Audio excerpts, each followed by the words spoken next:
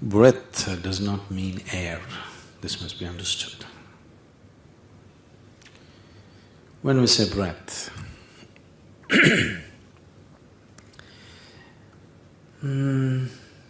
if we talk from the point of your experience,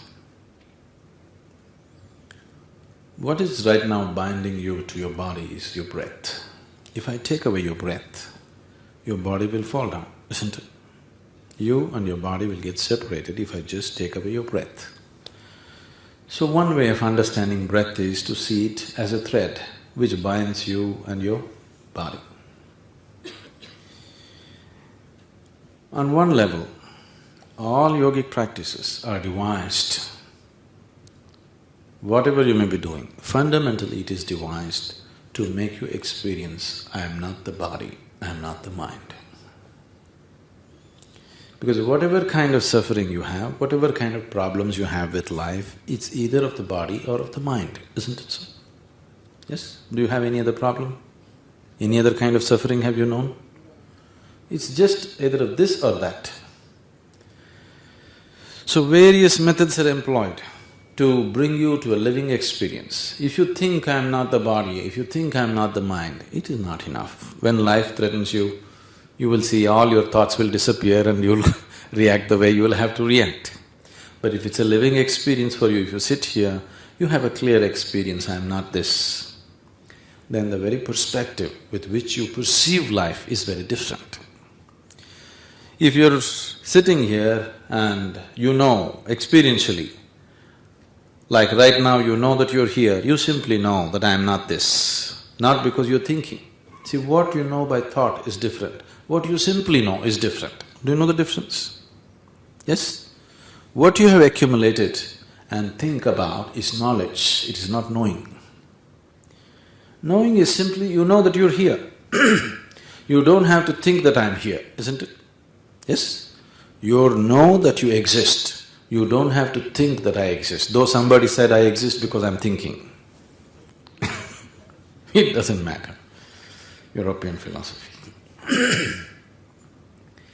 In your experience, whatever you simply know, that is the reality. Thought is not reality because today your thoughts will say one thing, tomorrow they will say something totally different. If you have an evolving mind, you will see at different stages in your life, your thought has made you believe this is it. Tomorrow it'll make you like a fool for believing what you believe today. Has it happened to you? Only if you're stuck in your head, all your life you got the same thought.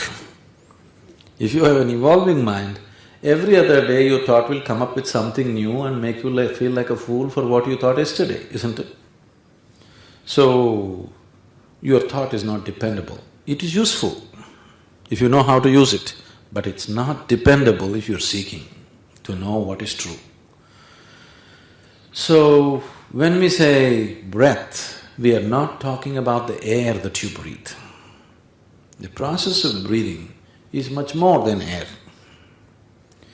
It is not the air which is forcing itself into your body and coming out. Because there is a process of breathing, air is going in and coming out, isn't it? Isn't it so? Because there is a certain process called breathing, because of that the air is going in and coming out. Air is only the medium. The breath is that which binds you to this body. What does it mean by saying this is the last life, after this is Moksh? Freedom. Moksh means freedom or liberation. What is the bondage? Please understand that. What is the bondage in your life? Body. What else? Huh? No, those are secondary. Only because you have you're attached to your body, you're attached to somebody. Please see that. If you're not attached to this body, you will not be attached to any body. It's not possible. Only because of your attachment to this body, you are getting attached to other bodies. You say, my family. The only thing that you know actually about them is their body. Please see. Because it's only from your attachment to your body that is happening. You know a little bit of their emotion and thought, but that is only in reflection of the body. Please see. The fundamental is the body, isn't it? Isn't it so? The most fundamental is body, please see. Today, the deepest attachment between people come in man-woman relationship, isn't it? Why? Because of the body. Where bodies are touching has become the deepest attachment, isn't it? This is simply because right now people are existing as body. For them, truly opening up to somebody means opening up the body, nothing else. Because they cannot open up anywhere else. What else they can open? Huh? Not really, mind is never open. People are talking about open mind, there is no such thing. Mind is a closed end always. They believe it's open, for comfort's sake. Tell me, how will you open your mind? Tell me, how will you open your mind? How will you become silent? No. No, these are all ways of really closing your mind. The people who believe they're very honest, very sincere, please see they are very closed in many ways, the so-called good people. They believe they are very open. They always claim, I'm an open book. The thing is, everything that they know, they are open to others. They don't know much about themselves. They have not even opened the book to themselves. How can they open it to somebody else? They have not even admitted fundamental facts about life with themselves. Whatever they have seen, they have admitted to other people, but they have not even admitted to themselves. They can't believe. When life really puts them in turmoil and they act in certain ways, good people are always shocked with themselves.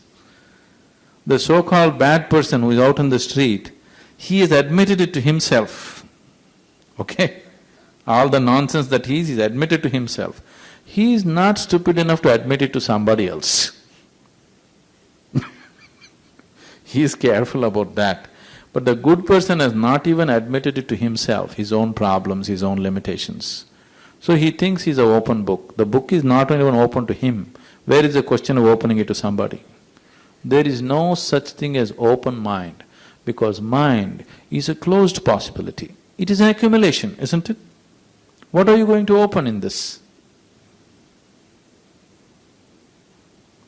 What are you going to open in this? What is there to see anyway?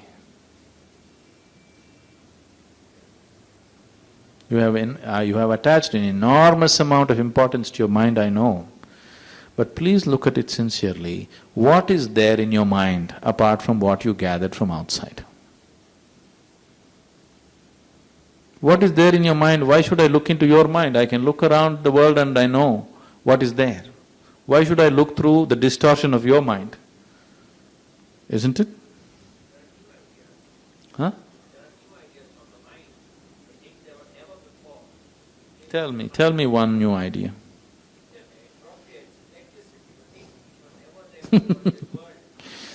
No, you're very mistaken. Electricity was always there in your body, every moment. Your body doesn't move a limb without electricity. One heartbeat does not happen without electricity. If you just looked in, you would know electricity very easily, okay? You're talking about internet. Internet has always been there.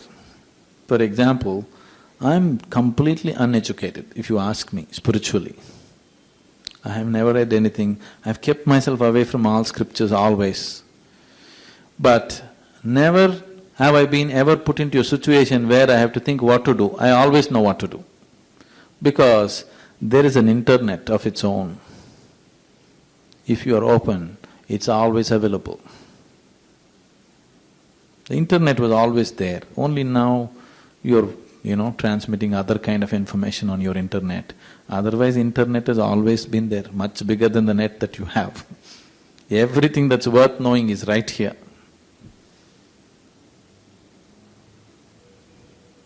It's all there. You only just observed something and put it in a different application, that's all, isn't it? Your internet is not even bigger than your brain, isn't it so? Yes or no? So it is just a small replica of this, isn't it? Just a different application for what was already there. Tell me, what is one new idea you've had?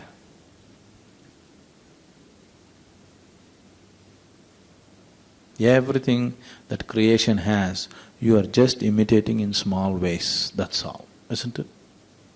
Yes or no? What is there in creation, you are just imitating in little ways. It's fine, it's good you're doing it, but don't think you invented, created something new. No. You're just finding different applications for what was already there.